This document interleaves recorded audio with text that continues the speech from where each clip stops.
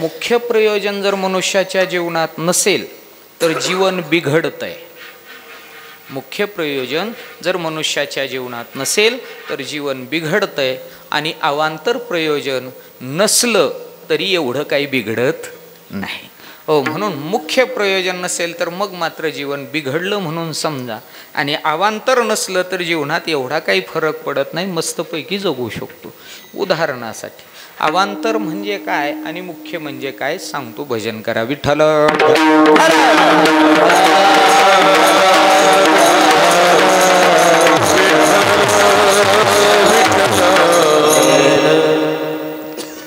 अवांतर म्हणजेच देव सोडून भक्ती सोडून जेही करू आपण ते सगळं अवांतर. आणि देव या संबंधानं जे घडेल ते मुख्य. आता अवांतरामध्ये काय जर नसेल जीवनात तर काही फरक पडत नाही हे सांगायचं. अवांतर नाही जरी जीवनामध्ये माणसाने केलं तरी एवढं काही बिघडत नाही.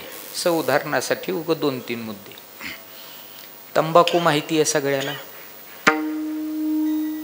तंबाखू माहिती आहे का? सगळ्याला माहिती आहे. खात नसले तरी माहिती आहे.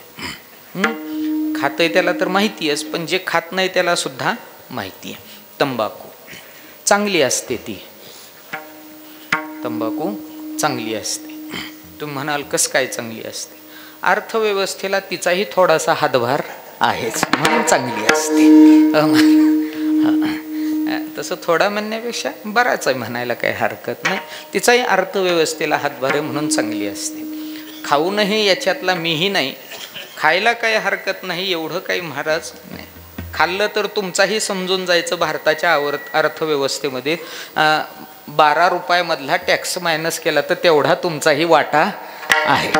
चला, म्हणजेच याचा अर्थ असा आहे तंबाखू माहिती आहे सगळ्यांना.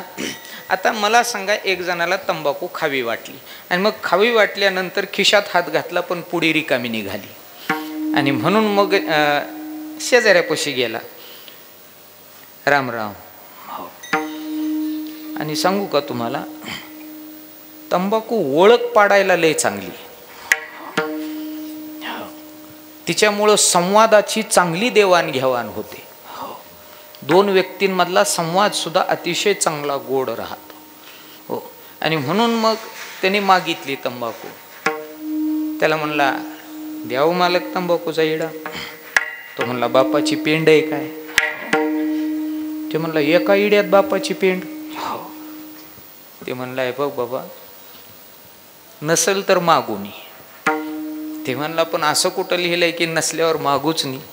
आणि तंबाखूच्या इड्याला आजपर्यंत कोणी नाही म्हटलं नाही. म्हणलं, ठीक आहे तुझं म्हणणं, पण म्हणला मी आता देऊ तरी कुठली? माझ्याचकडं काही नाही. मग काय झालं, त्याची तलप वाया चालली आणि त्याला वेळेला तंबाखू मिळाली नाही. आणि म्हणून अशोक महाराज ते अटॅक येऊन मेलं. काय झालं? अटॅक येऊन मेलं. मेलं का? तंबाखू त्याला टायमाला भेटली नाही म्हणून ते मेलं कमावली. खाणाऱ्याला माहिती, जर येळेला तलपीला मिळालाच नाही येडा तर ते अटॅक येऊन मरतय. असं बघितलंय का कधी? वाचलंय का पेपरला? आली आहे का टीव्हीवर बातमी? यूट्यूबवर बघितलंय का कधी? नाही बघितलं. म्हणजे वेळेला खायला मिळाली नाही म्हणून मेलाय असं कधी आपल्याला पाहायला मिळालं नाही. हा, खाऊन कॅन्सरनी मेलाय हे बघायला मिळालंय.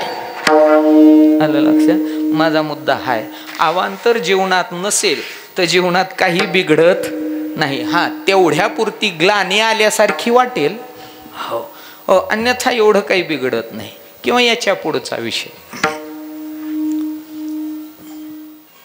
दारू तर सगळ्याला माहिती आहे. जशी तंबाखू माहिती आहे त्याच्यापेक्षा अतिप्रकर्षानं दारू ही माहिती आहे.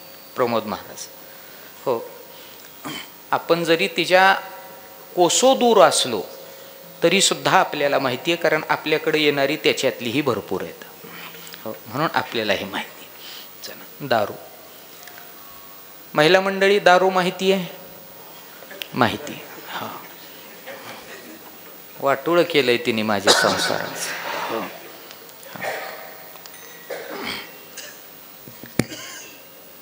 मलाही माहिती वाटोळं होतं तिनं ते.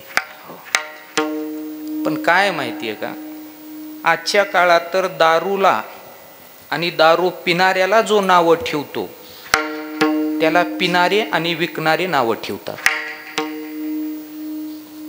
आणि कीर्तनात नावं ठेवणं दारूला, हो, हे अगोदर मला बरं वाटायचं.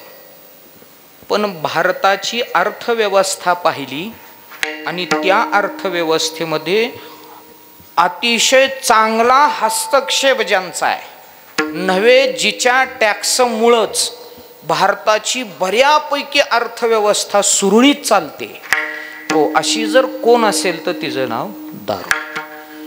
आणि म्हणून त्या दिवसापासून आपण ठरवलं, मलाही माहीत नव्हतं हे की दारू इतकी काम करते देशासाठी. आणि मग विचार केला, दारू जर इतकी काम करत असेल देशासाठी, देशाच्या अर्थभागासाठी, तर आता त्या दारू पिणाऱ्याला तरी, विकणाऱ्याला तरी, बनवणाऱ्याला तरी नावं ठेवण्यात मज्जा नाही. मज्जा नाही. हो, नावं ठेवावं का नाही? नाही ठेवावं. नाही ठेवावं. कोरोना संपत आला आणि लॉकडाऊन थोडं थोडं उघडायला लागलं. पहिलं दुकान दारूचं उघडलं, हे सगळ्यांना माहिती आहे. देवळाचं दार उघडलं नाही, पण दारूचं उघडलं, हे सगळ्यांना माहिती आहे. मग मी त्याच्यावर विचार केला की दारूचंच का उघडलं. तर त्याचं विश्लेषण ऐकायला मिळालं की दारूमुळे बऱ्यापैकी टॅक्स शासनाला मिळतो आणि म्हणून पहिलं दुकान त्याचं हो. आणि म्हणून माझं मत आहे, पिणाऱ्यानं पिली पाहिजे. 100 एकर गेली तरी सुद्धा पिली पाहिजे. हो, पिणाऱ्यानं पिली पाहिजे. बाप जरी खांदेकरी शेवटचा झाला तरी सुद्धा त्यांनी पिली पाहिजे. चला, दारू ही जर जीवनात नसेल, एखाद्याला दारू प्यावी वाटली परंतु त्याला मिळाली नाही, आणि मिळाली नाही म्हणून तो त्याच क्षणाला गतप्राण झाला, असं अजून बातमी छापली नाही, पण पिऊन मेलेत हे रोज शेकड्यानं ऐकतोय. याचाच अर्थ जीवनात नसणारी गोष्ट जी आहे ती जरी नसेल तर जीवनाचं वाटोळं होत नाही, आणि ती जीवनात आल्यानंतर उलट काय होतं तर वाटोळं होतं. म्हणून म्हटलं जातं, जे अवांतर आहे, जे देव सोडून इतर आहे, जे वैषयिक आहे, ते सगळं जे आहे ते मनुष्याला अधोगतीला नेणार आहे. म्हणून ते जीवनातनं काढून टाकलं तरी जीवन बिघडत नाही, पण मुख्य जर जीवनातनं काढून टाकलं तर जीवन कधीच सुधरत नाही.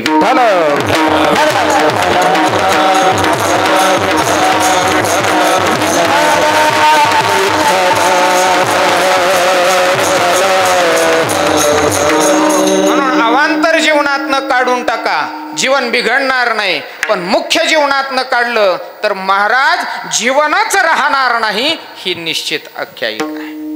म्हणून अवांतर नको जीवनातनं काढायला पाहिजे. आणि महाराज मुख्य जे ते महाराज जीवनामध्ये अवलंबिलं पाहिजे. आणि तुम्ही बघा, मुख्य आणि अवांतर देव जर काढून टाकला तर जीवनात काहीच राहत नाही. म्हणून माणसानं देव घ्यायचा की देवाचं घ्यायचं हे ठरवलं पाहिजे.